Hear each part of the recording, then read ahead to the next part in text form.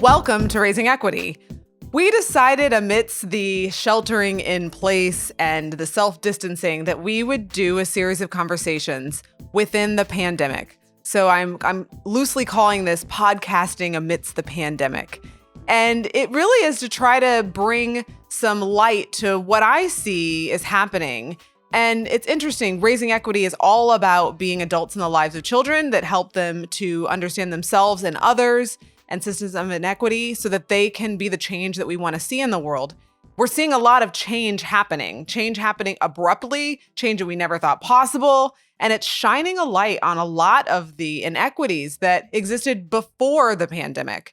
And so I thought it'd be interesting to have a series of conversations with different people who see things from different perspectives. And the first person that we're going to talk to is a friend of mine. Dr. Jaqui Jones is a physician in South Carolina, Columbia, South Carolina. And I thought it would be interesting to talk to her because I know that she's committed to understanding health disparities and social determinants of health, which are basically those things about who we are and where we live and the space and place that impacts our access to healthcare and our health and well-being. But also, she's on the front lines. She's still actively seeing patients amidst this pandemic. And so I'm really appreciative that she was willing to take some time out of her busy schedule and talk with us. So welcome, Dr. Jones. Thank you. So I want to give you a chance to just talk a little bit about not only your practice, but like how you're doing in the midst of this. So how are you doing? I think there's two answers to that. As a doctor, I think I'm doing fine because my role is defined for me. As a everyday human being, I am terrified and very nervous and stressed out about how the next weeks and months are going to, occur because COVID-19 has, become very real for all of us. So I think just like everyone else, I'm nervous and anxious to see what's going to happen day after day. Yeah, I imagine it might be hard to turn that off, that fear that you have as a private citizen. Yes and no. I think when I come home or when I leave the clinic, I think everything sets in. I think about, oh, what do I need when I get home? Do I have enough toilet tissue? Because I wasn't out, in the line with everybody else. Like, am I going to make it? Is it going to be a 4-square month or do I get to wrap my hand? It's serious. Like, I'm like, man, I sure hope I got enough tissue. But in the clinic, I think once you get there and, you've had your morning huddles and the patients are coming in, it's probably an easier day for me. Like I check Facebook every now and then. So I see that there have been 50, special report. Okay, everybody's tuned in. I miss all of that because I have patients. So I've been seeing patients all day. I get home and the news is old. Everything has gone by me and I've just been been doing patient care. So I think the workday is maybe a little bit easier, but I feel more tired if I were honest this week. I am exhausted every day when I get home. And I just think it's the mental exercise of trying to figure out, what to tell people, what to tell myself, what to tell my friends and family. It's a lot. Yeah, I imagine. And, you mentioned something. I just posted a kind of how to take care of yourself, like mental health. Not physical health, not my kind of doctor, right? But my kind of doctor of mental health and helping people think about like, what do you need to do? And one of the things I said is you need to limit your exposure to taking in news and information. And that in some ways, like you said, you're protected from some of that anxiety because you're not getting the constant barrage of Twitter notifications, Instagram, Facebook, all the news channels, this governor's speaking and the president is speaking and that is happening nonstop. And so you're in a way buffered from that because I'm sure, like you said, when you get into the clinic, it's all about work. Yes. So whatever I read from day to day, most days is the updates I'm getting from my healthcare, company, saying, here's your update for today. This is what you need to know. Here's how you order that test. Here's how you can do these things. And so I know that COVID is ever evolving and I catch some of that. I'm also reading, I want the PDF copy of the report because I can't I don't understand it in meme language or Facebook post language. So sometimes I'm at home and I'm reading the actual report and trying to make sense of that. But honestly, my exposure to what's happening on CNN or MSNBC or Fox News or any of those, networks is kind of limited because I still got notes to write. I still have labs to check. I've got my own updates, I've got my own, programs and, and procedures that are ever evolving that I'm just trying to keep up with. That is most of my day. Mm-hmm. So let's take a little digression.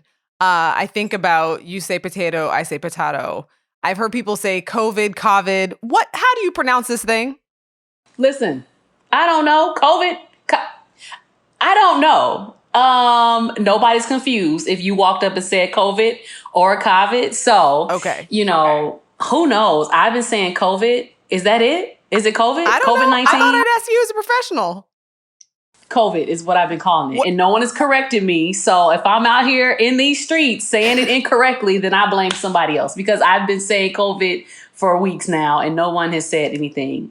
Who knows what that means? I've been saying COVID-19. Okay.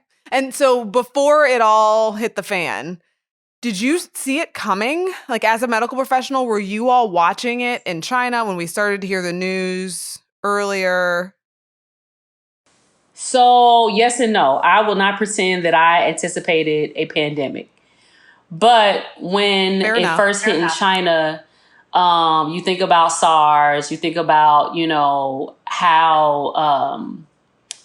how easily we can travel now from one thing to the next. My brother just recently retired from the Navy. He was a U.S. captain in the Navy and a nurse by profession. So I'm pretty sure that I remember talking to him at some point saying like, oh man, this could get really bad because, if it's spreading pretty silently and, all these things hit. And I want to say when the first couple cases hit, I thought this might get bad.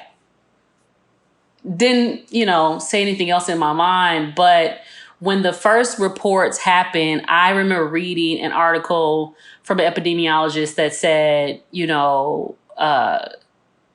novel coronavirus is going to infect about 70% of the world's population. I remember reading that weeks ago and having a conversation with a friend saying like, listen, like that's a big deal. Not that 70% of the world's population is going to die, but 70% of us are going to get it. And I thought, well, that's frightening. So I think I was a little nervous earlier than most people, but I did not think that we would be, quarantining states, social isolation, having mandatory, shutdowns so that we can try to get people to help us slow down the spread of it. Right. This whole idea of flattening the curve. Yeah. Right. And for those who don't know, epidemiologists are public health professionals who study population health. And so rather than focusing on individuals, they focus on like the large population and look at trends in that way rather than hone in on individual cases. Right. Yeah. So that's, now that we're here, it's all very scary. People are afraid, doctors are afraid, staffs are afraid, people have kids.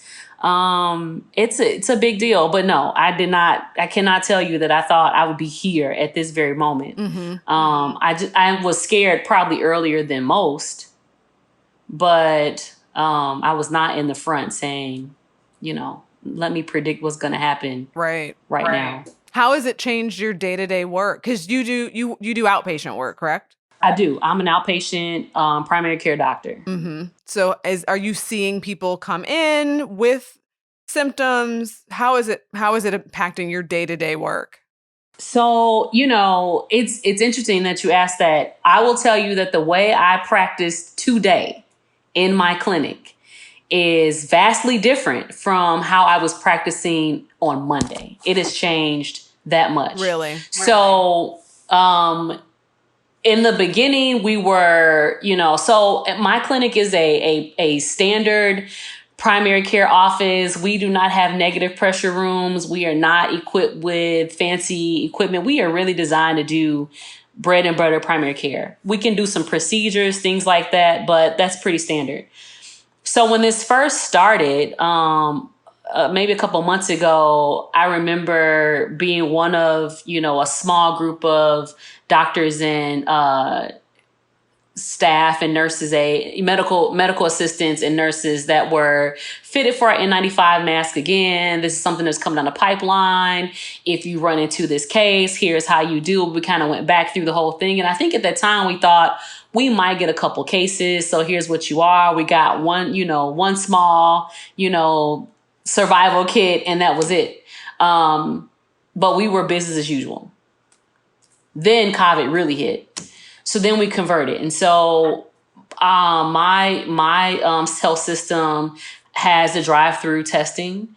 So when we came back to work this week, we were kind of able to do some phone screenings to say, okay, you are screening positive for, symptoms, and here's what we need to do next, which, started to direct traffic in a very concentrated way to the right, area.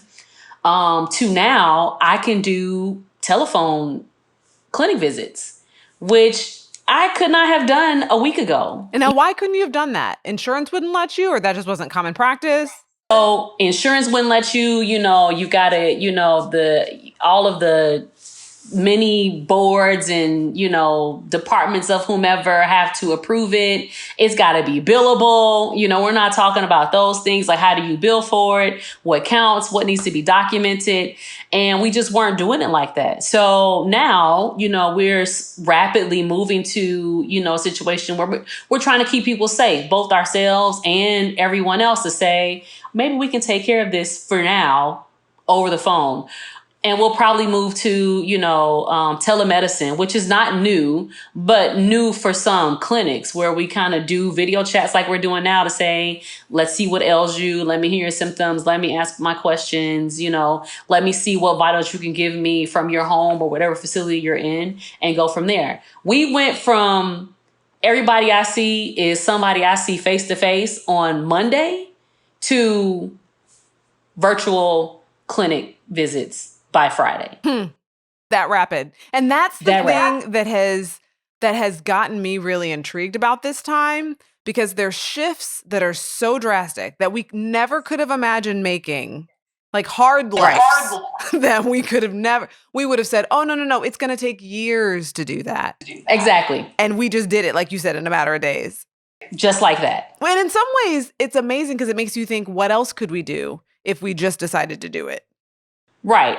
And I'm going to tread carefully, because I value the benefit of being able to chew on it and process it a little bit. Mm-hmm. But it does expose that even in healthcare, when we kind of describe ourselves as these big ships that take lots of things to happen and move, we can become very flexible and agile, and, to make it work, to save lives for patient care. We can do some pretty amazing things. So I'm like, okay, it can be done. And, shout out to all the doctors and nurses and, MAs and front staff that are kind of hanging in there and doing it. I want them to be safe too. I've got people who, don't know anything about COVID, corona, flu, gastroenteritis, anything that's happening in the back rooms, that are simply, greeting people that are coming through the door, taking their information, getting them checked in, and they're scared, they're doing anything too. So it's kind of nice to be able to go to the front to say, hey, listen, this is what we're doing. This is how we're protecting me and you. And we're, trying to direct some traffic and all these things. And so this is why I need you to come to work next week, and the week after that, and the week after that, because my fear is that people will start jumping ship if they think that we're not doing anything to protect them. So I am happy that we are moving this fast. It's helped a lot. It keeps the older people at home. It keeps healthier people that may be asymptomatic but contagious anyway at home. And it keeps me protected in an environment where we don't have that many masks. We don't have that many gowns. We don't have that many, facial guards and all these things that are running, low. It kind of helps protect the whole system. So for that, I'm fortunate. Yeah. So I was going to ask you, I asked people on Instagram and Facebook if they had questions for you. I mentioned that I was starting a podcast, and one of the questions that someone submitted relates to what you were saying. If you are relatively healthy and you start to have symptoms that seem to match the virus, do you stay home and try to manage them the best you can? You stay home and you call your primary care doctor. So stay home and call. So don't just wait till it gets bad. Right. I don't think any of us are asking you to wait till you hear death knocking at the door to say, I've been home for as long as I can. Somebody come save me. But if you are home and you're relatively healthy, you don't have any, your kidneys work, you don't have diabetes, you don't have lung disease, you don't have, any autoimmune dysfunction. That's not formally on the list, so don't quote me on that. But you don't have any chronic diseases that you're concerned about. Call, see what is and is not, happening. And then we can make a decision. So we've all got decision trees in our clinics where we're kind of walking through questions to say, is this a symptom? Is that a symptom? Do you have a fever? Do you have a cough? Are you short of breath? Do you have nausea, vomiting? Do you have diarrhea? How long have the symptoms been? And we can make a decision about whether or not you need to report to a hospital, come into a clinic to be swabbed. Do you need to go through a drive-through clinic, which are popping up? What we need to do from that point. But what we really want people to do is first step, stay home, which I know is frustrating because I did come home with enough time to turn on the news very briefly and hear the frustration about who gets tested, who doesn't get tested, how does Idris Elba get tested, but, my grandma can't get tested, what do I do with that? I understand the frustrations. And yes, it's true that the tests are limited, even in my area, the tests are limited. So staying home and calling a physician to ask some questions is the best first step. Okay. That's good to know. I mean, I know there is a lot of frustration over the testing. In Missouri, I think the numbers were something like we were testing 12 per million people in our state, which is abysmal, where other places are testing, other countries were testing like hundreds of people per million. We're just not testing. And so part of me feels like if something happened, I wouldn't stress about the test. I would be more stressing about managing the symptoms. And that's just me because I have a kid who has underlying respiratory issues. So I'm like, you wheezing? Can you breathe? Because that's what I'm worried about, whether this comes back positive or not. Right. I mean, so for me, I tend to be a very practical doctor, right? So whether or not I can confirm or deny that you have COVID-19 or influenza or parainfluenza or whatever because there's so many, we're still in the middle of, what's still a healthy viral season. So there's lots of things out there to catch that can, manifest the same symptoms as COVID-19. I am concerned about your symptoms. Like we still, even after you become positive, we're on the hook for treating your symptoms, which is often cough, fever, shortness of breath, and all these things. Now, what we're hoping is that most people will remain stable and symptoms will resolve, you will get better and you keep going. But I'm like you, I'm concerned for all the asthmatics. Yep.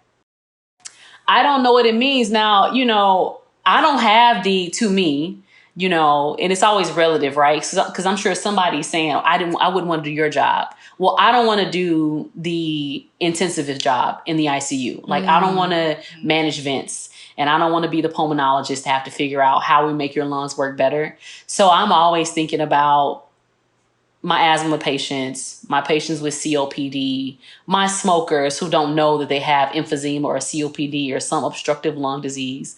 I'm always concerned, if you get sick and you develop this viral pneumonia, which I cannot give you antibiotics for because this is a virus, what do we do? Yeah. And that you bring up a good point because I've seen these memes and I thought I was alone. But we're at that age where we're telling our parents and older people, stay home. Stay home. Yes, stay home. Listen, I was laughing. Not that my mother did not know. I was on the phone with my mother and I was like, on the news when they're saying older Americans need to stay at home, they were talking about you. So she was laughing like, me? Are they talking about me? But I'm like, yes, I am telling my mother, my friends' parents, stay at home. Nobody has time to be stressed about you falling out.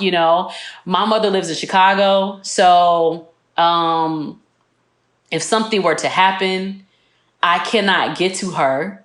I am in a position at this moment where stepping away from my job becomes very difficult. You know, I leave a gap either way. I leave a gap for a parent who needs me. I leave a gap in a clinic that needs me. So, you know, I don't have time for any sick parents. My mother is in the house. We hope. Right. No, she's in the house. I FaceTime her, right? Okay. So in the beginning, she was not in the house because she definitely let it slip that she went to Bible study because she was like, somebody was coughing behind me in Bible study. I'm like, ma'am, why were you in Bible study? Like, what are we doing? So, you know, she's at home now, though. How about my parents? In church. Yes. So my parents' spring break is right now, and they want it all for the boys. And I was just saying, I don't know. I just don't feel right sending children to you because it just doesn't feel right. And I think my mom had her feelings hurt a little bit because we kind of made the decision for them. So, you know, we said we love you too much. We don't want anything to happen. Right. We don't want your recovery time to be longer at best. And at worst, something, right? So then Saturday night comes along. Or no, there was a meeting that was happening at church. There was a whole bunch of pastors that were coming from all over the area. And we were like, no, ma'am. Because all those pastors, we had just heard about the priest out in DC that had given communion, right? And like, yes. Exposed all those people. Yeah, I read that. So she didn't go to the meeting, but then the next day, or for church, I said, y'all aren't going to church, are you? And they're like, but your dad's the liturgist. I was like, no, someone else can, what do you call it? Liturg, can be a liturgist. Right. And how about we said, no, I said very plainly, like, you don't need to go. The next morning, my sister saw on Facebook Live the pulpit and my dad was sitting there and she circled him and took a screenshot and put it on Marco Polo. We didn't hear from my parents for 2 days. They watched all our polos and did not reply. Listen, you know, I don't think I heard Black folks so animated about COVID-19 until this past Sunday when, you know, we put Jesus to the test on Sunday. Like, who's going? The saints and ain'ts. Are you going to church or are you not? You know, are you covered in the blood or are you backsliding? And I'm like, you know, I'm amused. I'm a preacher's kid. So my father was a preacher. I grew up in church. Like, I love church. But I'm always amused at all the many layers and complications of, I'm always amused at layers at the complication of religion, particularly Black people in the church. So, you know, I've had to stop myself from participating on Facebook in the conversations about church because I don't want to offend anyone. And I've had to learn that as a doctor, having an opinion in public about what you're doing, especially if it relates directly to your healthcare or not, matters. It has a weight. And I'm just out here to deliver jokes sometimes, so I have to keep them to myself. But I'm like, you know, I think that you can attest your faith firmly and prove that you and Jesus are down like 4 flat tires and not go to church. Just for this small period, you know, the blood has covered you and, you know, I'm glad that it has, but nobody has time for your 65-year-old self to be in church at this moment. Do you think it's so? I have heard of churches that are saying they're still going to have service this Sunday. And in Missouri, I heard that too. They said that this ban or this, you know, the guideline around size of groups, that churches are exempt. You know, this is the complication about being an American. We have such liberties to interpret suggestions and guidelines. Mm-hmm. And it can be, as a healthcare professional, is frustrating. As a layman, I'm like, okay, well, you know, this is what we're going to do. COVID is contagious. COVID is quite contagious. You know, if I remember right, I think, you know, somebody had a graph somewhere that I almost touched my face. I didn't do it, though. COVID had a graph somewhere about where the contagion lay. And I think it was in front of smallpox. Now, we're not old enough to remember when smallpox was a thing, but I read the textbook. I remember we were terrified of catching smallpox. Like, Well, they gave it to Native everybody was American folks in terrified. blankets. Exactly. So it's more contagious than that. And so, I didn't know. I just... More wine, please. I've got my wine. I didn't know it was more contagious than smallpox. I'm serious. Like, if I'm misquoting that, then somebody will get on your Instagram and be like, actually, and they'll put a little link and we'll all be educated. So I don't care about, being corrected. Like, by all means, search the internet to the end to educate us all. But I was looking at that and I'm like, wow, this is like really contagious. So no, I don't think it's a wise decision to not socially isolate. Let me say that as a physician. I am on the mark by being very firm that I think everybody needs to remain at home as much as possible and go outside for, the essential items. Now, that does not mean you cannot run alone or run with one or two other people or, step outside to exercise in your backyard or, outside of your home. We don't want people just, barricaded in forever. But I just don't know why we feel the need to be so aggressive and roll up in a church every Sunday, to prove something that I think if I hear you right, if you're telling me that you have been this way for all your life, I do not think that a Sunday or two, or obviously longer than that, that spending a couple months, not in the brick and mortar walls of the church is going to, change your faith in any way.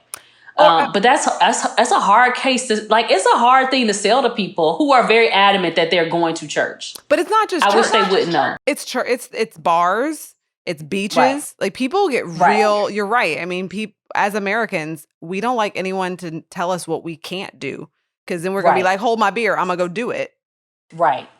And that was something I was telling one of my friends. So when this started to get really bad, I think one of the things that gave me palpitations, was that I am always scared that Americans have this, or just, people in general. I won't say just Americans. No, if you're about to talk about arrogance or hubris, it's Americans that have it in large doses. That feel this need to do it exactly the way they want to do it, no matter what. So I was always very concerned that if we started saying, don't go outside, don't go to the beach, don't go to church, don't go to insert whatever that is, that people were going to start saying, oh, absolutely not. It's my right to do this thing. And I'm going to go because I feel safe. And, one of the things that I think the internet, social media, and our modern, times has done is allow us to rely, poorly so, on my gut feeling. Like, all this emphasis on your gut. I feel like I'm going to be all right. So let me do this thing. I feel like there's enough space on the beach that I don't have to, not go. So let me go do this thing. I feel like in church, because that's where I'm spiritually fed and that's where I feel renewed and I feel good when I'm there. That also means that my protection is going to be there too. And that's just not how illness works. So I see it slightly different. Rather than it has allowed us to trust our gut too much, because I think that there's some ways in which it has obscured us actually listening to that voice. I think it has allowed us to disregard science so much that we don't realize how powerful data and evidence, like data is real. And people be like, oh, but you can make the data say whatever you want. It can inform you. It can inform you. It can help guide your decision making. Actually, so this is another question someone submitted to me. Speaking of like how contagious this virus is, they asked if someone in your household gets it, is it inevitable that everyone's going to get it? Because like with the flu, it's not inevitable. With a cold, it's not inevitable. But this is so contagious. Can you quarantine them and not get it? And I will just preface this with, I had one of Avery's counselors at school. We happened to be talking last Wednesday, and we were we knew things were shifting, And I was saying, because my university had already said that we were shifting to online, I was saying, I don't think the kids are coming back after spring break. And she was talking about how she's one to catch everything. And she was the first case of H1N1 at her university. And she remembers being just in a matter of minutes, just knocked out. And she was sent back home. And she said her parents put her in the room. And every time they would open the door that would get to give her food, they would spray Lysol and put the food through. Right. And then and every time she'd have to go to the bathroom, she'd have to open the door, spray Lysol in the hallway, run through the Lysol, go into the bathroom, come back out of the bathroom, spray Lysol, run back through the Lysol, and get back in the room. But no one else caught it. They're not wrong. I will tell you what I have been telling my friends, family, patients. If someone in your home is suspicious of having COVID-19, or if they, have a confirmed case, but they are mild, I do not think that they should be sharing common areas with the healthier people in the house. They really do need to be quarantined to themselves, and as much as we can, have them have their own space. Now, I recognize that I am talking to people who have one bathroom in the home that everyone has to use, and that becomes a little tricky.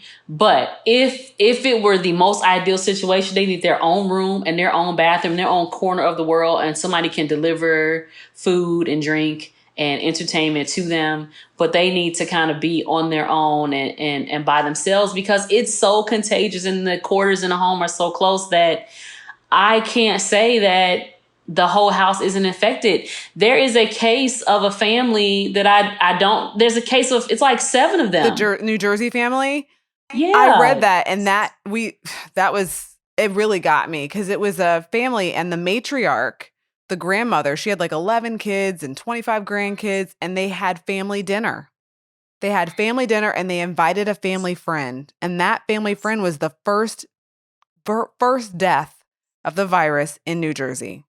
Right. So you imagine this like big Irish Catholic family having this family gathering, passing food around the table and passing this virus unknowingly, just not even knowing what's about to hit them. So tragic. I think that if they are positive, then, one, call your physician, call your primary care doctor, who will also give you very specific instructions. But overall, that person needs to be quarantined in a location by themselves. They should not be sharing common space with the rest of the house. Okay. So let's talk a little bit about how this pandemic has shown a light on the inequities that already existed, that you're well aware of in the medical field. Yeah. So let me say this. So I am in the area that I'm in. My population looks a little different than maybe the population I trained in. So I am from Chicago, Illinois. I trained at Cook County Hospital, which is large. My clinic was in Inglewood on the south side of Chicago. So, we're talking about large populations, heavily African-American, lots of Medicaid, some Medicare, some uninsured, some underinsured, populations. And it is really hard sometimes when you think about access to care. So my current population looks a little different, but there are still problems with access to care. I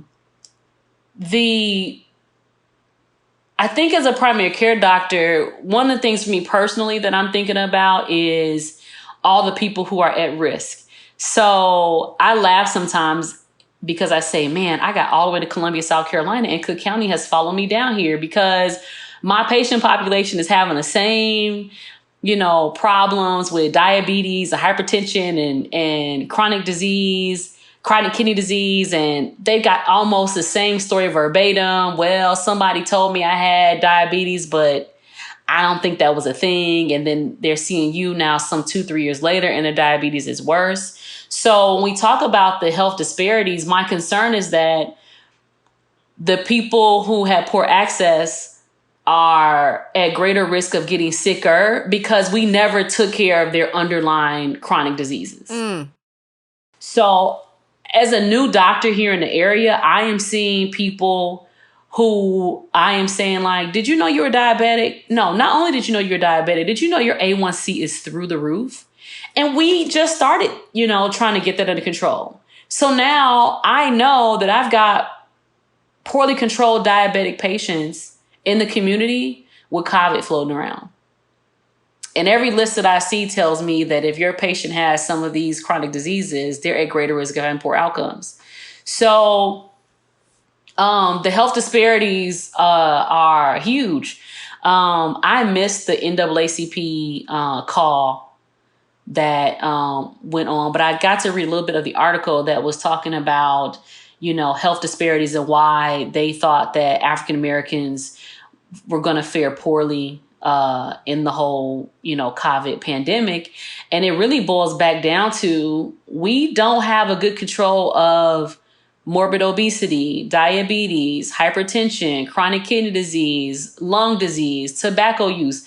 We were having a hard time getting control over that before COVID hit, the continental United States. And now they're just kind of these like little red beacons, like, come get me and take me out. Like they're just flashing like I'm easy to take down if you infect me. And so I think that keeps me up probably more than anything. Like we never fixed the problems. And so now we've got all these kind of, wounded people, quote unquote, not literally wounded, but just, at a disadvantage if they get infected. And there's no, good. And on top of listening to Facebook and hearing people say, it's a, this is not real. I don't believe it. It's not happening to me. Hey, somebody, show me. If any of my friends have it, say I see, look, none of my friends have it. So it's not real. And my fear is that not only is it real, some of you are undiagnosed or underdiagnosed for your chronic diseases. And when it hits particularly African Americans, Black people, we're going down fast. And that is very terrifying, whether it be in Chicago, South Carolina, Texas, Florida, anywhere. I think every doctor, every primary care doctor who takes care of underserved patients is probably sweating about that right now. Well, and what's important, I think, for people to realize is these things around like hypertension and diabetes and obesity, like they're risk factors that are higher in the United States across, like compared to other countries, if I'm understanding correctly, and then disproportionately in Black and brown folks and folks who have lower SES in the United States. And a lot of that is about access to care. Right. And what's scary is, like you said, is that that we didn't do something about it before, almost because it's like we blame people for their individual experiences. Right. Like it's your fault. Right. Right. And I'm not here to point blame. There's lots of reasons why people get delayed to care. There's lots of reasons why people don't want to take medicine. They hear things, they see commercials. Like it is, Facebook, Instagram, tweets, the commercials have made it scary how resistant to care people can be. So, I have patients that are like, oh, I stopped taking my diabetes medicine because I saw some commercial and they said that this medicine was bad for your kidneys. And I'm like, well, who is they? They on the TV. And I'm like, well, how do you fight against they? Like, right. If I find out who they is, like, I swear to you, I got beef with they, because they is like running it. So, we are already having a hard time getting people to take their medicine to control their chronic diseases. And then on top of that, some of them haven't seen a physician. I saw patients today that were saying, I have not seen a doctor in years. You are the first primary care doctor that I've seen, and some emergency room or some urgent care clinic finally said, no, I will not refill this medication for you. You need to go find a primary care doctor. And now they're here, but they're here with poorly controlled blood pressures because they have not had medicine in months. The blood pressure's through the roof and they could not get to it because they didn't have a primary care doctor. That's more scary, is that we keep saying on the news, if you have these symptoms, call your PCP. What if you don't have one? What if you don't have one? And there is the discrepancy because access to care in every state is an issue. We don't have enough primary care doctors that everybody has a primary care doctor right now. Oh, I didn't know there was a shortage of PCPs. See, that's There me. are. That's me and my privilege. Like, I didn't even know. There are tons of people. I mean, even where I am, and I'm seeing people who are insured, who are well insured, who have jobs. Even they are complaining with insurance. It took me months to see you.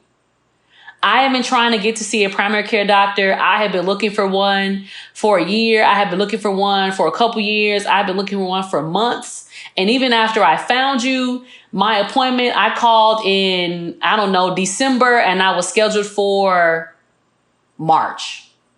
Whoa, I didn't realize this shortage. And you know what's interesting? So we're talking about access, whether you have insurance or not, but then we're also talking about access.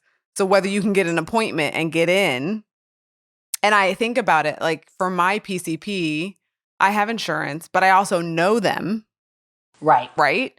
And Right. so that's like another layer of privilege of having the insurance access and then like the personal access. But then there's this thing around mistrust. So you talk about like people saying, oh, they said this is bad for my kidneys. Like I'm imagining that was some like a class action lawsuit that someone was trying to get someone to sign up for or something, right? But that they're so easily swayed to mistrust. Right. And I do know that like as a Black woman who has children, there have been times where I've taken my children into the medical system and I've been looked at in ways that where people made assumptions about who I was or my capacity.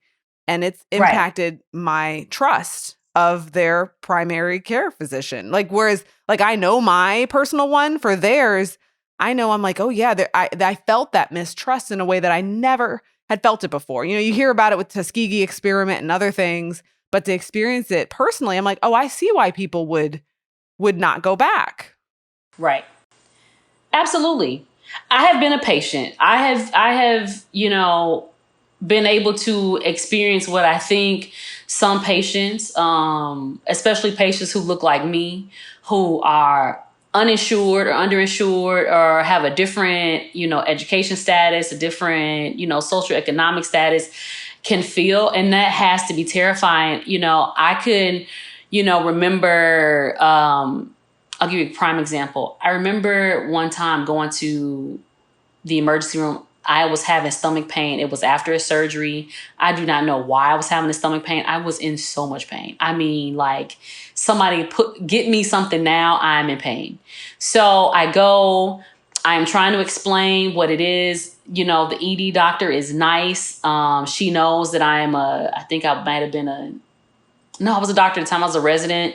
And I don't know why I'm having the pain, but I know it's there. I can't tell you where it's coming from. We're kind of, talking shop about what we think it may be. But either way, they give me morphine. I am what we call morphine naive, meaning I don't take it very often. So they didn't give me that much. And it was amazing. And I was comfortable and snoozing, like praise the Lord and pass the plate. I go get an ultrasound and she's pressing because she needs to figure out where it is. And I'm a little fluffy. I get it. And so she's trying to, do her job, and she does her job, and that's fine. But I've been given morphine and I'm comfortable. So I am not complaining. And I remember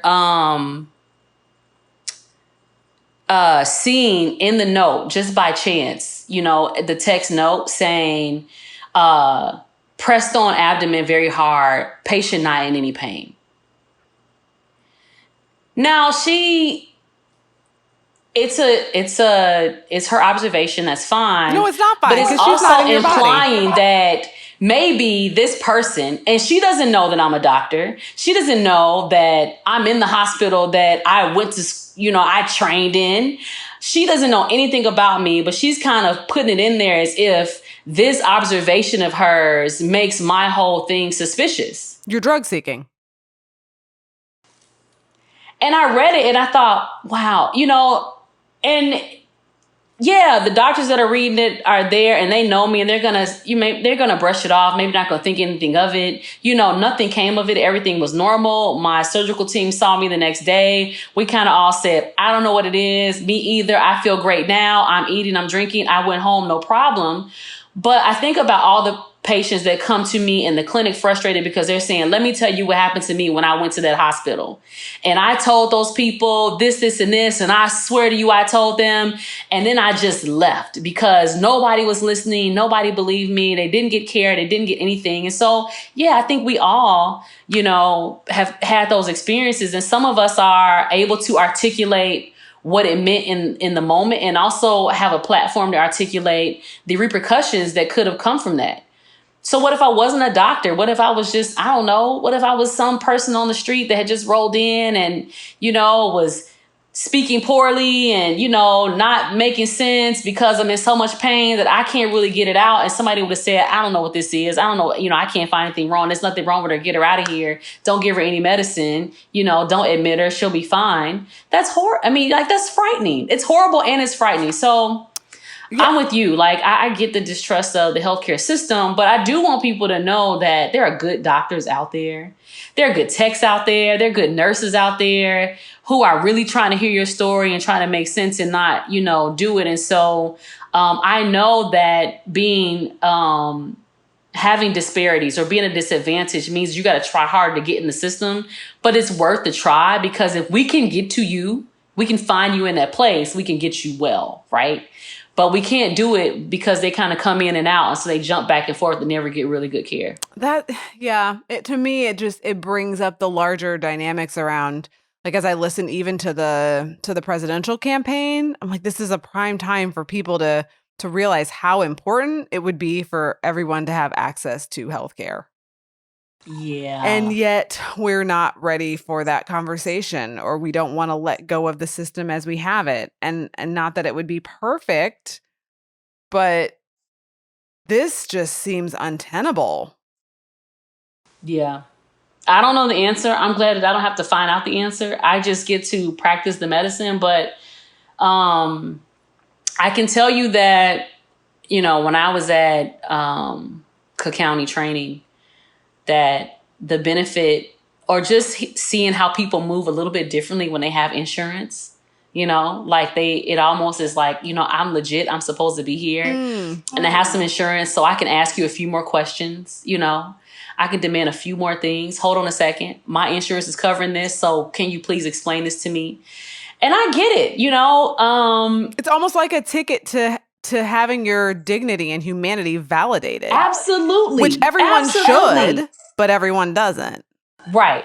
And I tell people, whether you have insurance or not, it's not going to matter. And I do have patients that say, no, it doesn't matter to you. But to other places that I go, it does matter whether I have insurance. And so I know it's a thing because, patients unconsciously say it all the time.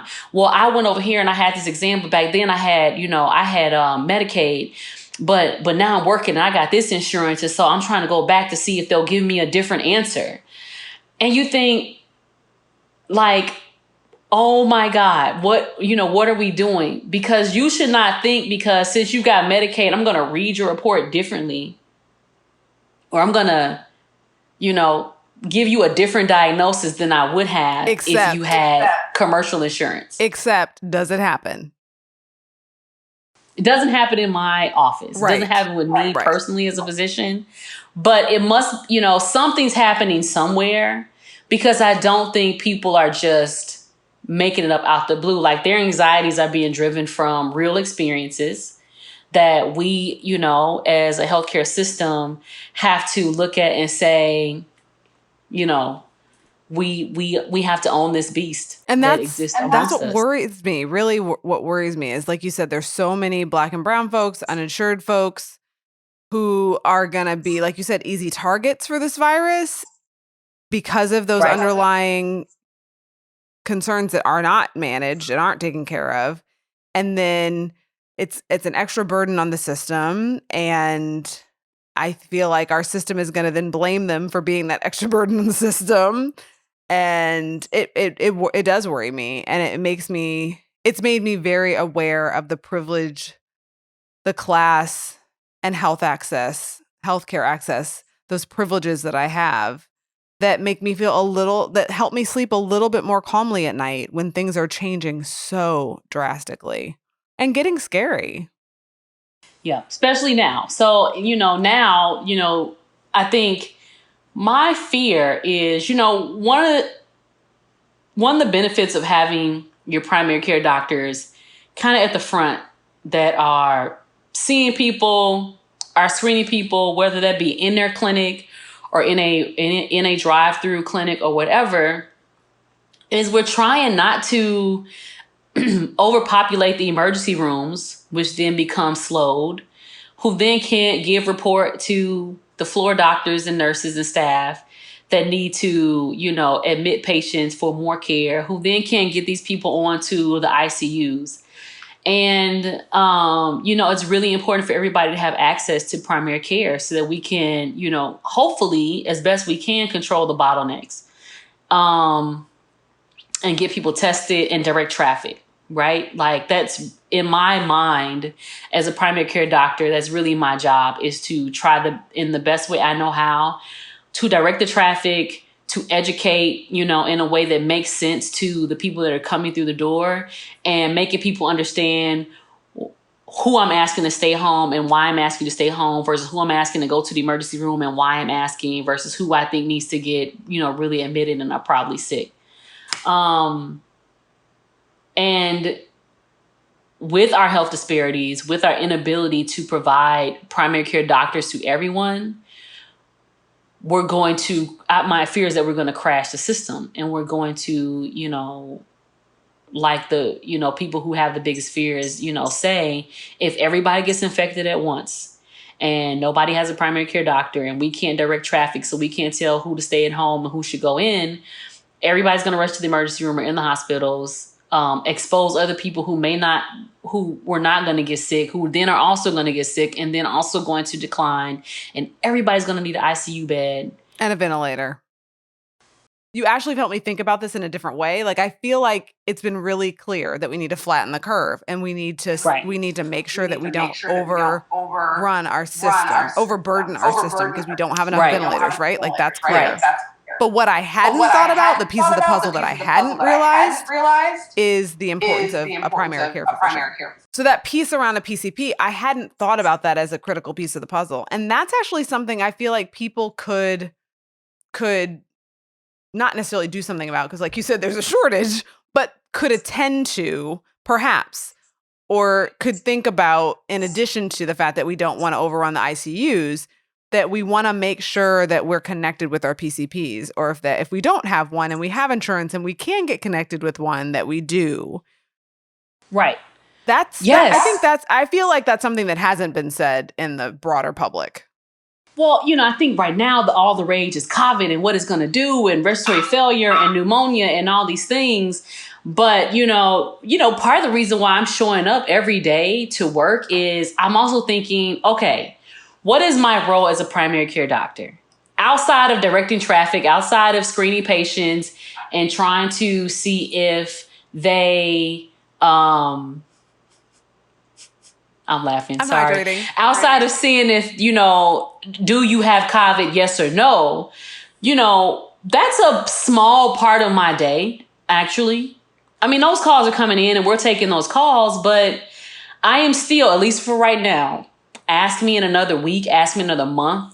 Everything I'm saying may change, because as the population changes and as the sickness, as COVID does its thing, this may not be the case anymore. But as of right now, when I get to work, the things that I'm thinking about with COVID in the back of my head is, let's control everybody's blood pressure. Let's make sure anybody who's diabetic gets on their medicines. Let's talk nutrition. Let's really, express the need to have well-controlled, numbers. Like, now is not the time to go home and stay in the house all day and eat cakes and pies and come back to me with an A1C of 13. Like, that's just not what we're trying to do. So a part of my role as a primary care doctor, that's not the role of the emergency room doctor. That's not really the role of the internal medicine doctor or the family medicine doctor that's working on the floors. And definitely not the role of the ICU doctor, is to control the things that are controllable. We still need to do that. Because if we stop doing that, then the people who are at risk are even at more risk. If you don't have your medicines, if your blood pressure isn't controlled, if you blow out your kidneys in the 2 months because we let you walk around with blood pressures of 180 over 100 and you don't know because you don't feel it, then we've done nobody any service. As a matter of fact, we've done the system a disservice, because what happens if that poorly controlled blood pressure turns into a stroke? Right. Right. That's a really good point. That's a really good point. I appreciate you highlighting that. So for you, like, why PCP? Why not some other area of medicine? You know, I think I always identify as a primary care doctor. I think in my mind, when I was dreaming about being a doctor, it was not dreaming of being a surgeon. It was dreaming about the doctor that people went to go see in the clinic, located on the street, where you talked about all the things that, were concerning to you. So I come from a family full of nurses. My mother is a nurse. She was a labor and delivery nurse. My brother is a nurse. My father was a minister, a preacher, and a science teacher. So I think that community kind of has always been a part of, the things that were discussed. And then, my father died of cancer when I was a kid. So we spent a lot of time in hospitals. It had gotten to a point where we were either at school doing the various many activities, because we were always busy in athletics and different events or tournaments or cheerleading or basketball, whatever, or in the hospital. And I thought, man, the hospital is such a cool place to be. I want to be a doctor. And even as I was thinking of being a doctor in a hospital, I think my mind always went to the primary care doctor in the clinic. When I went to medical school, I found that I just understood primary care a little bit better. And so I don't want to call it the path of least resistance, because it was still hard, but it was the thing that I felt like I could mold myself into the easiest, if that makes sense. So, that became that. I also learned that I was really good at talking to people on their level and making it make sense to them. And so I just rolled with it. I can see that. I mean, you've always been a real personable person. And I remember when I met you and you were you a systems analyst or a business analyst? Neither. I was working in purchasing. Were you really? Yes, I was in purchasing, but I was negotiating contracts for people, product, and services for a little bit on the tech side, but yeah. Okay. Yeah. When we first met, that's what I was doing. Okay. But I remember meeting you, and I don't know how we became friends, but I just remember you talking about having this dream of going back to med school. And what's up? I know, right? Right? Crazy. Right? And I don't know if you want to, I know my version of the story, but like, I actually think that your story is one that highlights some of the dynamics around just how class and race and place can influence our course in life. And then like how we can sometimes get pigeonholed in ways that don't fit us because of those choices. And it's not always bad, but it's not always what we in our core desire. Right. So, I don't know how far back you want me to go, but I'll try to, walk through it. So as you know, I'm a career changer. So I I grew up in Chicago. I went to Whitney Young, home of Michelle Obama, and then took a basketball scholarship to the University of Alabama in Tuscaloosa. And it was great. I loved being a student athlete. I loved Alabama. Everything was wonderful. And I think in my mind, I would just go, I would major in biology, and I would just become a doctor. It's got to be that easy. Like, clearly it's that easy. It was not. And I can remember going to this physics class, right? So, the big classrooms, 300, 400 people, everybody's quiet. I'm the only person, at least it feels like, who has not read the syllabus, which you can frustratingly appreciate. I didn't read it. I'm in there, just winging it. I'm going to sit in the front like they told me to. Like, I'm compliant. I don't miss class. I'm not late, but I have not read the syllabus.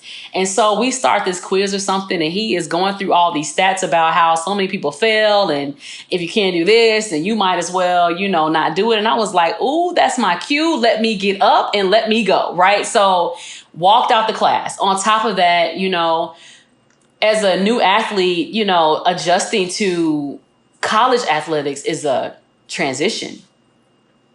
ESPN makes it sound so beautiful when they're playing the music in the background and you're playing your song, but day to day, it's rough. I can't imagine. Oh my gosh. It's a lot of work. Whether you are the first person off the bench, whether you start every day, or whether you're the last man on the bench, like, your day-to-day life as a student athlete is packed. Right. You have to practice. You have to watch tape. You have to go to school. Right. What else? Workouts, training, you got to care for your body. So if you have an injury or something like that, maybe that means you got to get there earlier so that you can get treatment and, special therapies. And maybe you got to stay a little bit after. Do you play a lot or do you play a little? Maybe if you don't play so much, then maybe you got to stay and try to, keep your body conditioned any event that your name is called. So there's all these responsibilities that, many athletes have day to day, and they're still required to perform. And people expect that they're going to perform inside and outside, the classroom the same way. And then you got community service, you've got, engagements that you've got to be, there's so many things. So here I am, in college, freshman, going into, sophomore, and, I'm not done so hot. I think in biology, I think I passed it, but, I slept through it and passed it because we had 5 a.m. practices. My coach was a fisherman, so he liked to practice early. So that 8 a.m. biology class hits a little different when you've been up since 4 to be ready to hit the floor and practice at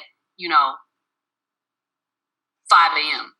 So here I am. I've done just okay in biology, and I've dropped this physics class, and I go and talk to the health science department because I'm like, yeah, I want to be pre-med. I want to be a doctor. And they essentially are like, our 2-semester athletes don't always do well in careers in medicine. You're urban, maybe you should try something different. Wait. They said you're urban? Yeah, I remember that being in her sentence. And I don't remember her name to this day. I wish I remembered her name. And let me be clear, my, MD, contemplative self think about it a little differently than the 18-year-old that was listening to it. I was just like, well, sometimes you get them and sometimes you don't. And I had taken a business class in, earlier in that semester, and I loved it. And they had a healthcare management program, it was a new major. It was small. And I thought, oh, this is great. Let me do that. So I just did that and I kept moving. And I thought, well, I'll be a health administrator. I'll just, run a hospital. That seems easy enough, right? No. I did my internship and discovered that the administrators were former clinicians, doctors, nurses that had switched over to the business side and were now working. I thought, oh my God, I made a mistake. What did I do? But it's time to graduate. You got to go to work. So I just have to pause. As a professor, no, you didn't make a mistake. You weren't adequately mentored. And it right. makes me so frustrated. Right. Yeah, I won't go into it too far because I want you to tell your story, but I just want people to realize that sometimes we talk about it's like the golden egg for a student to get this sports scholarship. And I'm not downing sports because I have so much respect for athletes and student athletes.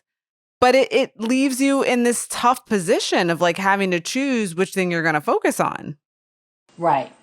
I definitely So let me say this. I think that I appeared to have it more together in that time than I did.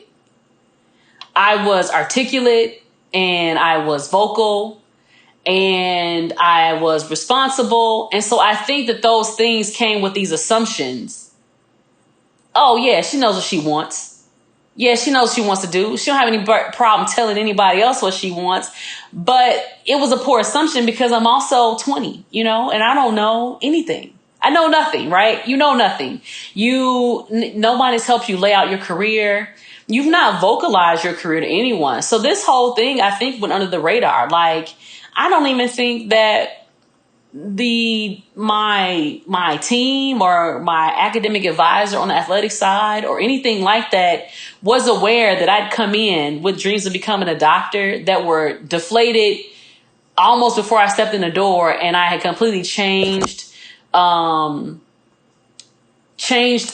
made a different turn left and was going a completely different path. I think this whole thing happened under everyone's nose because nobody was really asking me, what do you want to do? And so that's okay, now that you're here, what do you want to do? That honestly, that's what gets me. These assumptions that like almost like because you're this urban Black girl, right, that not either you should be happy with where you are or that you are happy with where you are, rather than like, what do you want to do and how do I help you live out your dreams? right. I agree. Having worked in higher education, as you know, I think I saw it differently when I got to be the academic advisor on that side. And I definitely was hard on my students, but I think I felt the pressure of failure. That I kind of understood that there is a premium advantage to getting it right on somebody else's dime. When you're on a full scholarship or partial scholarship or some kind of scholarship and you're not covering the total cost of education, especially in these times, like there is some pressure to at least try to get it right. And I think that I was kind of just existing, like just going with the flow. Wasn't the best student, but wasn't a bad student, wasn't going to miss class, was going to be on time, was going to, make my study hall hours, was going to pass my courses. I think it was just I think if anybody, I just don't think I was even it just wasn't a conscious thing. It wasn't that, and maybe that's the bigger crime, is that no one was even thinking about it, right? So, Yes. No one ever had to worry that I was gonna not show up for class, So I think in so many aspects, I was a very easy athlete to work with in that way. But also, nobody was challenging me to say, wait a minute, why did you drop that class? We have tutors here. You can do I'm physics. sorry. What do you mean that you're dropping it? Like, you can do this. Like, what's the issue? Like, go back to class. Like, read your syllabus, make a plan, go to the library, study, do whatever you need to do, and get an A or a B in that class. I don't think that I was being challenged in that way. And you still need the grades. Like whether I wanted to be a doctor or not, you're not going to medical school without the grades. Right. So with that, I got a business degree and graduated and, went to work. So how many years was it before you were like, no, really? I need to be a doctor? About 2. Really? About 2. I thought I cannot work in this cubicle for the rest of my life. I was bored. I was not interested in sitting in that cubicle. I thought, man, they're going to fire me at any moment because I cannot sit still. Like, I'm always up. Like, I'm everywhere. I'm talking to people like, hey, how you doing? What's going on? Like, I wanted to do everything but sit at my desk and type emails and memos. I thought, I cannot do this forever. But I did not have any money, so there was all these life lessons that I did not have. I did not know how to manage my money. I did not know how to pay off all this debt I had acquired. I, didn't know. I thought you had a full scholarship. What debt? Yeah, but I am making I don't even know. It's crazy. I don't even know if I was making $30,000 when I started my first job. Oh, okay. And I'd come in with all of the IT people, right? And they were making tens of thousands of dollars more than I was. And I remember looking around thinking, okay, something has gone very wrong, because I can't afford what these people are getting. And they're talking about, and they weren't even, now it's funny to think about it. They weren't necessarily talking about these extravagant vacations, but just, hey, everybody, let's hop in the car. Let's go to such and such for an extended weekend, and let's get a hotel room, and let's do all this kind of stuff. Like, I cannot afford that. And I was trying to figure out, how do I live on my own, pay my own rent, cover my utilities and my cable and my car note and all the things that were coming up. And I got peanuts left after all this stuff. So I think I spent even though I was bored, I think I was really vested in trying to figure out, like, how is everybody else making this work? Like, let me learn about money, because nobody has taught me about it. I think I had taken a financial planning class in my senior year, because I kind of knew that I needed to know more. But I think that consumed year 3, just trying to figure it out. What is money? Why does it exist, and how to make it work for you? So what made you finally make the decision to go back? So you knew after 2 years, but it was some years before you went back for that degree. Yeah. Oh, because I had none of the sciences. So there were, let's see, I spent 6 years in my first job, right? And 4 of those years, I want to say 3 or 4, I was going to work, getting off work, and going to the local community college and taking night classes. You were taking your prereqs. All the prereqs. I had none of them. I had applied to a program called Med Prep in Carbondale, Illinois. And the first year I applied to it, they said, you're nice, but no, you don't have any of the sciences. So go finish the sciences and come back when you're done.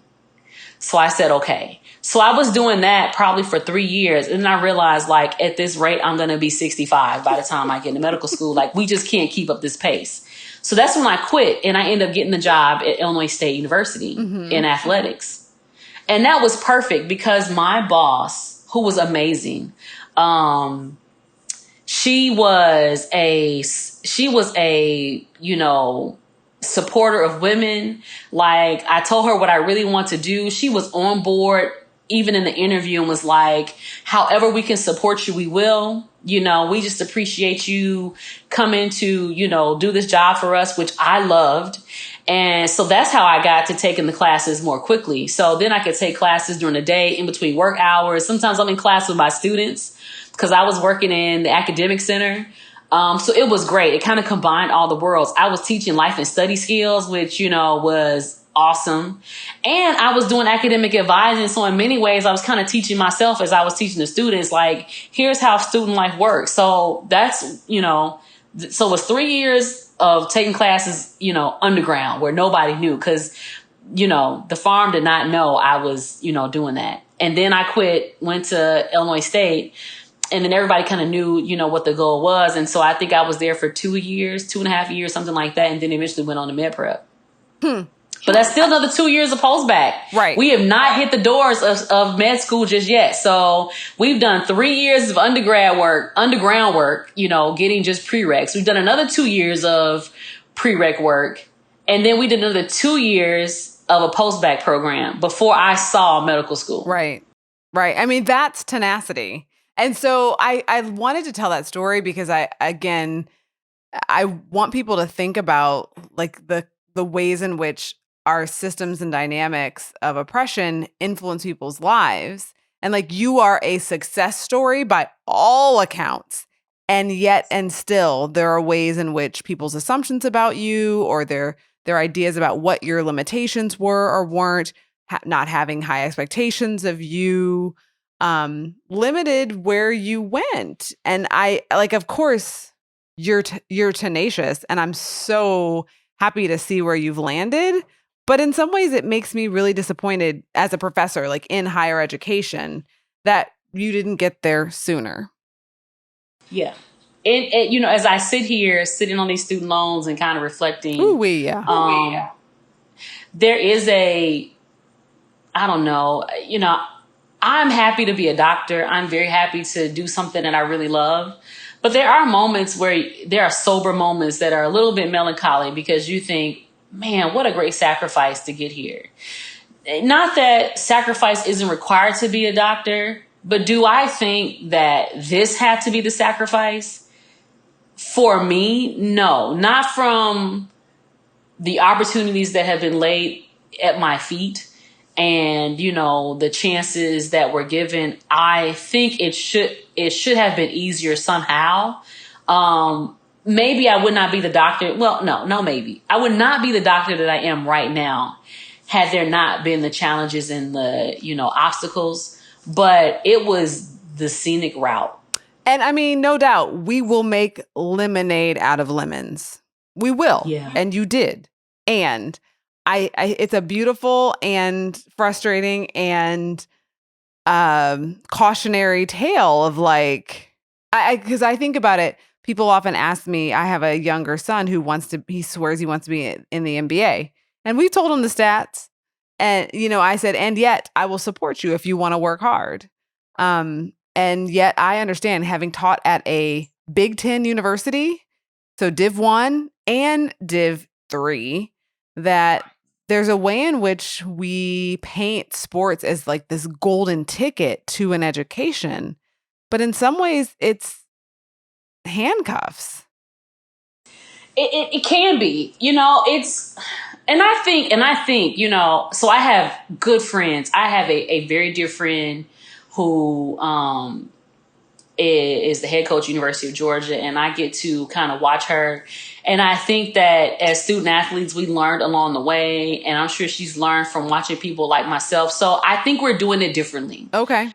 So I look at, you know, her and her team and her staff, and I kind of see the way they do it. And then I got the pleasure of being down here in Columbia, South Carolina. So, you know, I get to watch, you know, women's basketball here and, you know, meet, you know, Dawn Staley and, you know, meet her staff and kind of get to see how they're doing it. And I think that we are changing it. Even as, you know, I was laughing about something that, you know, now if you've ever watched like a NCAA game or a SEC game, you'll hear like, oh, such and such is a senior. She'll be graduating with her master's degree. And I remember when I was in college, there were a couple of people, very few, that were somehow managing to get their master's degree by the end of their 4 years or 5 years of eligibility. Now it's almost commonplace. So I do think from an academic standpoint, athletes are maximizing the opportunity, or we've turned, you know, so something has turned on and something has kicked on. And I see more and more basketball players that are coming out and they kind of have a really good understanding about what they want to do. I think those conversations are happening. So that's great to hear. I think that there are good things happening, you know, in athletics and in the sports. And let me be clear, I'm not trying to knock athletics, because I needed some of that discipline in my life. Like I played junior high basketball and I quit when we started to run suicides. I was like, I'm done. And my parents should have been like, no, you can't quit because you need some of that. Right. Go back. Yeah. I'm so thankful for athletics. You know, I was telling a good friend of mine, Kelly Bond, she coaches at Texas A&M. And I was telling her that, you know, everything that I've learned about being a good doctor, I learned about being a bad athlete. Really? Some of that is, you know, what you do when you are facing adversities, or what are you going to do when somebody has discounted, you know, your ability to be good or good enough? You know, what do you do if you're not playing? So, you know, I had those challenges as a student athlete. And, you know, the way I played that hand as a 19-year-old and the way I played that hand as a pre-med and a medical student were very different. But I kind of had enough time because, you know, I was a career changer. So I had time to reflect back on all those moments and think, you know, if I had it to do all over again, I would have done X, Y, Z. So we all do that, right? Especially athletes. Man, if I could go back, I would do X, Y, Z. And I didn't get to go back, but nothing close to simulating a high stakes environment than the act of getting into and getting through medical school and then getting into and getting through residency. It is college athletics all over again. And so I was a very different athlete the next time around, even though I was not spared some hardships. And we talked about, some of this stuff when I was going through it, the hardships of medical school. Like, it was not a cakewalk for me. There were moments where I was struggling. And, it kind of became this parallel world to me where I thought, okay, so what are you going to do this time? What are we doing? We're folding, we're pushing. What you want to do? You're the man in the arena, and you're either performing or you're not. And I felt that in medical school, and even in residency. And it was a better outcome. I spent a year as a chief of family medicine at the end of residency, and you kind of look back when you're in your chief year, looking back on the whole picture, thinking, I bet somebody somewhere was not expecting me to get into medical school, let alone end up being chief resident at Cook County Hospital. And that feels good as a Black woman, as a former athlete, as a, just a girl from the South Side of Chicago. Like, it all feels, amazing. So there were some lessons that I learned in athletics, and I think they're doing it better. And I share my story with coaches when they ask me. I share my story with, my mentees that I have. I started teaching board prep for step 1, step 2, even a little bit for step 3 because of my challenges that I had. And I just thought, let me give it to you straight. Here's who I am. Here's how I did on the boards. Here were my challenges. You rolling with me or not? Some people said no. Some people said yes. And they did well. The people who said yes did very well, or they made it through. I'm literally just talking to students now that I was mentoring and teaching through their boards that have matched today, like found out where they went and they matched. So literally everybody that I have worked with has now gone on to graduate from medical school, matching the residency. So that's sweet. I'll take it. Yeah. I'll take it any day. That's beautiful. And I mean, I so appreciate you sharing your story with us, because I feel like, it's interesting. Like, we started off the conversation thinking about the pandemic and your role as a physician at this time. But I also think that it's a gift that you're willing to share, like, you as a physician and the story behind it and the story of you.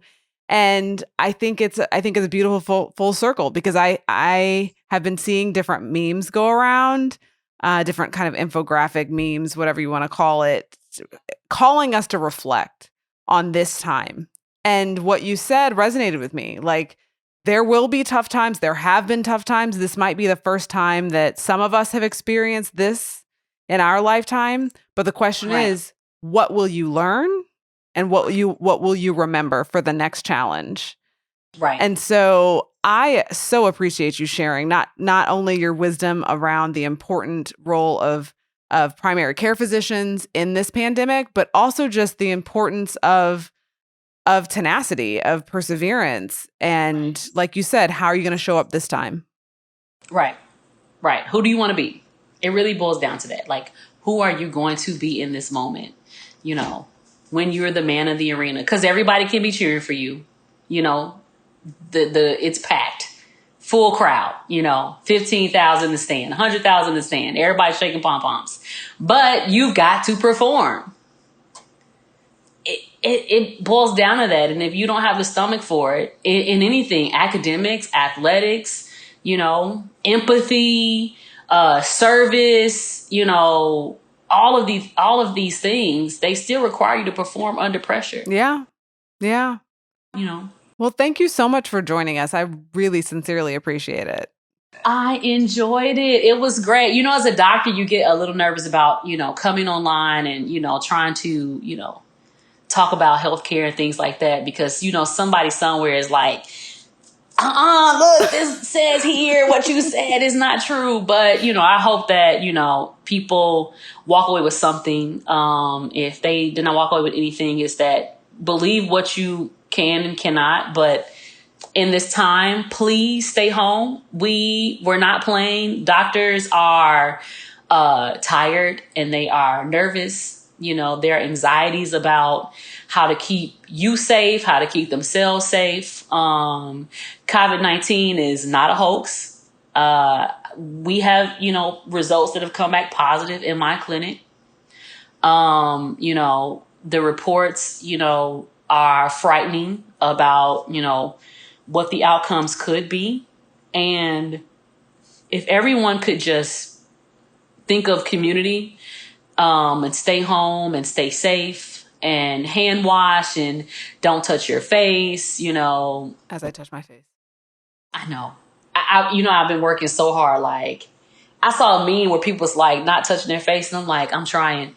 And just, kind of remember that even if you've got the best outcome, the best predictable outcome, somebody else doesn't. Oh, and I said I wasn't going to do stats, but I literally was reading something on JAMA before I talked to you. And it said, I think something like 20% of the deaths in the United States have been between the ages of like 20 and 64.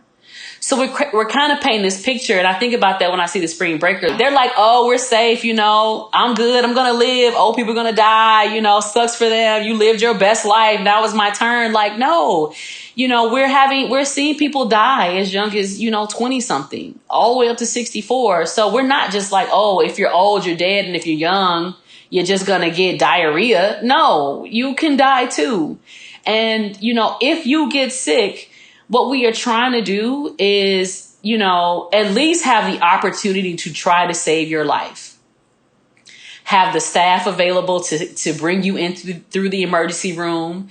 Have the, intensivists available to admit you to an ICU. Have a bed waiting for you so that we can take care of you. We cannot do that if everyone gets sick at the same time. And that really is the whole concept of flattening the curve. We cannot take care of 300 million sick people at once. But we can take care of people as they come in and provide the best outcome we can, but not at once. Yep. That's why people should stay in. That's why people have got to skip their wax appointments and their hair appointments and getting their hair cut and getting your makeup done and getting your lashes put on and getting your feet done and your nails done and all these things. Get your groceries, get your medicines, see your doctor's appointment, work from home, stay home, read a book, exercise, eat well, make COVID babies. I don't know. Like, do something, but just don't, be out in the community just because. Yeah. Yeah, no, you're right. I appreciate it. Totally appreciate it. Thank you for joining us. Thank you for having me. Yeah. If folks want to follow you and hear more about you and your wonderful musings, how would you want them to follow you? So if you are very interested in understanding or knowing a little bit about Dr. Jones, you can follow me at Jaqui J at Instagram, or I am on Facebook at Amy Jo, AMIJO, on Facebook, and you can see me there. Awesome. Thank you. And thank you all for joining us on Raising Equity. I hope the message is clear. We want to flatten the curve, so stay home if you can. And we understand that for some people, that's not possible. And we understand that for some people, you're at an increased risk. And so we want to just be mindful of the ways in which we can be in community and help each other by staying at home. Dr. Jones mentioned in her work and her life as an athlete, like, you're in the arena, how are you going to perform? It might sound dramatic, but we're in the arena right now. How are we going to perform in the midst of this pandemic? It might seem easy to stay at home. And once you do it, you realize, yeah, it's not so easy. But like, what is it that you need to do to show up for our community to flatten the curve? Hopefully tonight you learned some things about not only the role of the primary care physician within the pandemic, but also the road to becoming a primary care physician as a Black woman in the United States. So join us on Raising Equity as we continue to explore questions amidst the pandemic. Thanks for joining us on Raising Equity.